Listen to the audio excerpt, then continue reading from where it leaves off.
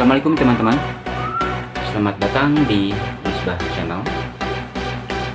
Mari kita belajar sejarah ala Denny Siregar.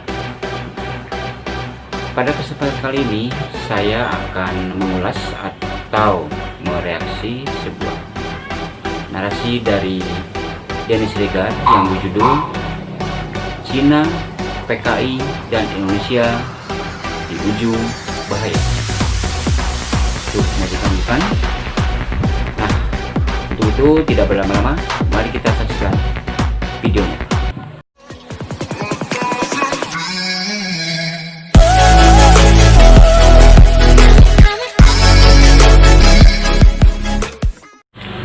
Ini dia teman-teman videonya, mari kita simak bersama-sama.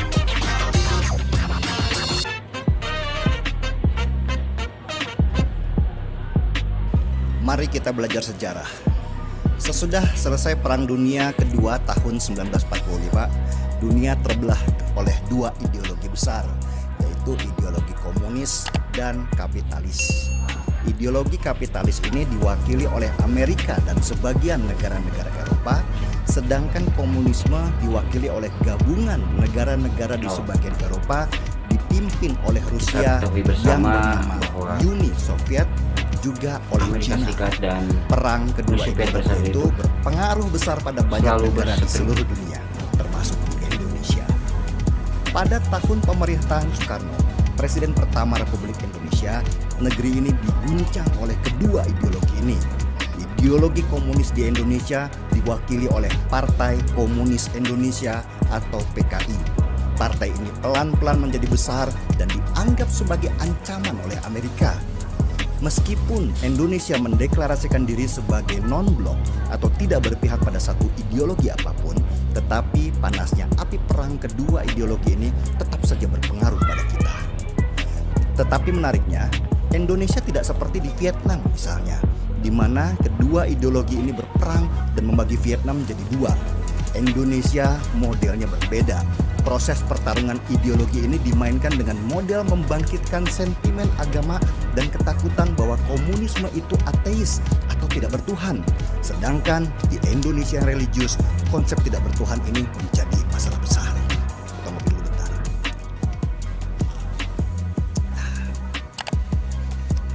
Dan akhirnya Soekarno pun difitnah memilih model komunisme sehingga ia dengan mudah dijatuhkan.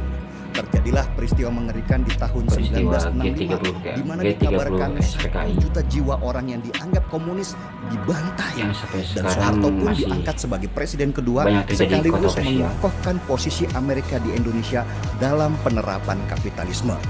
Dan seperti ada balas jasa, 2 tahun sesudahnya, yaitu tahun 1967, Amerika menguasai tambang besar di Papua yang dinamakan Freeport. Kalau kita melihat dari awal sampai akhir, kita menemukan satu benang merah kesimpulan bahwa ujung dari semua itu adalah perebutan sumber daya alam di sebuah negara. Dan Indonesia termasuk negara yang kaya akan sumber daya alamnya.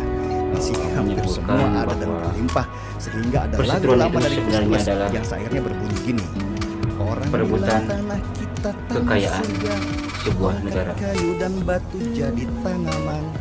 Lagu ini menggambarkan betapa kayanya negeri ini dengan sumber daya alamnya. Di tahun 2020 ini, kita seperti mengalami deja vu. Amerika dan Cina kembali berperang. Hanya kali ini bukan perang ideologi, tetapi perang dagang. Amerika dan Cina saling memboikot produknya dan banyak negara yang terimbas oleh perang dagang kedua negara ini. Indonesia posisinya sama seperti dulu, tetap mengandalkan sumber daya alam sebagai bagian tercantik dirinya. Cuma kalau dulu yang dieksplorasi adalah emas dan minyak, sekarang nikel. Kenapa nikel? Karena dunia sudah menuju teknologi yang membutuhkan bahan baku nikel sebagai sumber utamanya. Menurut sumber dari Kementerian ISDN, Indonesia adalah negara dengan cadangan biji nikel terbesar di dunia. Lebih dari 30% cadangan nikel di dunia ada di Indonesia. Nomor kedua adalah Australia yang punya lebih dari 20% cadangan biji nikel. baru kemudian Berarti yang Brazil, menguasai nikel di Rusia, dunia ini Kuba, Filipina, dan 50% ada di dua Selatan. negara, Indonesia Bahkan dan di tahun 2019 Australia. Indonesia dinobatkan sebagai Luar biasa. produsen nikel terbesar di dunia. Dahsyat kan?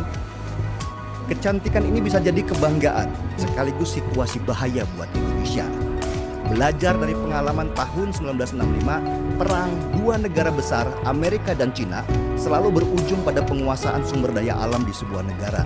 Dan ketika kembali kedua negara ini berperang dalam konsep perdagangan, kita juga harus waspada bahwa Indonesia kembali akan jadi pelanduk yang mati di tengah-tengah ketika dua gajah bertarung. Tanda-tandanya sudah ada kalau kita mau jadi melihatnya. Ketika Jokowi memimpin negara, maka situasi politik pun berubah. Jokowi itu seperti Soekarno, menempatkan kembali konsep non-blok sesuai dengan porsinya, jadi tidak memihak pada salah satu negara. Dan dalam perang dagang ini, Jokowi memainkan strategi penting bahwa dia akan memilih negara bukan berdasarkan ideologi atau kepentingannya, tetapi Ya, berdasarkan penting. tawaran yang menarik dalam bentuk kerjasama yang ujungnya harus menguntungkan Indonesia. Dan itu dia terapkan dalam perubahan peraturan dalam pengolahan biji nikel. Biji nikel tidak boleh lagi diekspor mentah, tetapi harus diolah dulu supaya harganya lebih mahal. Dan untuk itu dibutuhkan mesin proses yang dinamakan smelter. Negara yang mau beli biji nikel harus investasi smelter di sini. Dan Cina, karena konsepnya berdagang, mereka setuju. Mereka mengalirkan investasinya termasuk teknologi di Indonesia. Itulah makanya banyak TKA Cina di Sulawesi karena memang mereka sedang membangun banyak smelter di sini. Beda dengan Eropa yang langsung ngamuk dan menggugat Indonesia ke Organisasi Dagang Dunia atau WTO. Lalu di mana posisi Amerika? Ini yang saya khawatirkan sebenarnya. Amerika pasti tidak mau kalah. Mereka juga akan membangun banyak smelter di sini. Tetapi karena bagi mereka posisi terhadap Cina adalah perang, maka mereka pun punya strategi perang di sini. Terutama bagaimana mereka bisa menguasai sumber daya alam negeri ini dengan cara murah dan legal seperti saat di tahun 1965 dulu.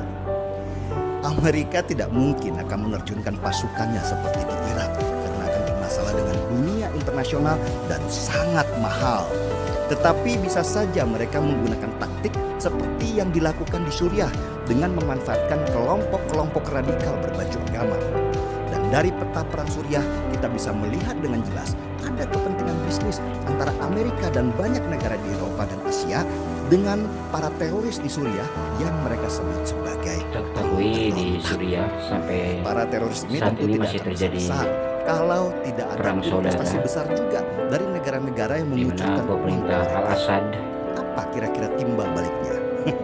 dengan Tentu ladang-ladang minyak di Suriah dan saluran pipa gas yang akan menguntungkan negara-negara besar itu.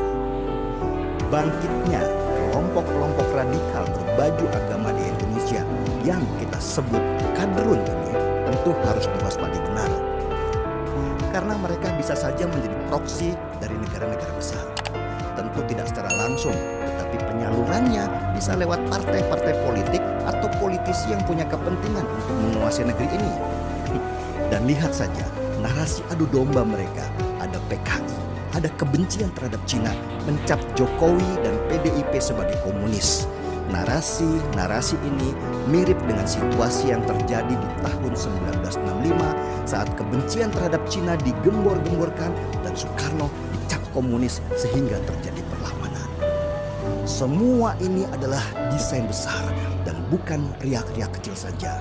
Mereka terus melakukan propaganda berulang-ulang di daerah supaya narasi PKI dan komunis dan kebencian terhadap Cina semakin terbenam di dalam benak dan akhirnya meledak di dalam perlawanan. Mereka sabar untuk itu, sesabar kita juga dalam melawan propaganda mereka. Secangkir kopi ini jadi saksi kalau kita bukan sedang membela Jokowi dalam bentuk sosok, tetapi kita Itulah, teman-teman, membela NKRI supaya narasi dari bisa Denny tetap Siregar. berdiri. Seruput dulu kopinya. Itu adalah sebuah narasi yang cerdas dari Denny Siregar. Markirak. Mari kita Denny Siregar Saya Denny mengkhawatirkan Siregar, kita di acara Timeline. bahwa kekayaan Indonesia, terutama nikel yang sangat berlimpah, akan menjadi rebutan negara-negara besar seperti Cina dan Amerika Serikat. Denny juga menyebutkan dan mengkhawatirkan kejadian tahun 1965 di mana PKI berkecamuk di Indonesia, dan juga mengkhawatirkan Indonesia akan menjadi seperti Suriah, di mana pemerintahan saat ini masih berperang saudara melawan kaum pemberontak dan tidak pernah berakhir sampai sekarang.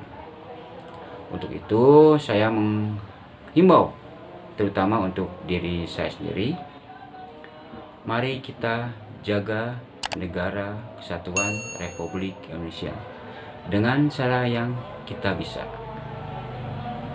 Terima kasih.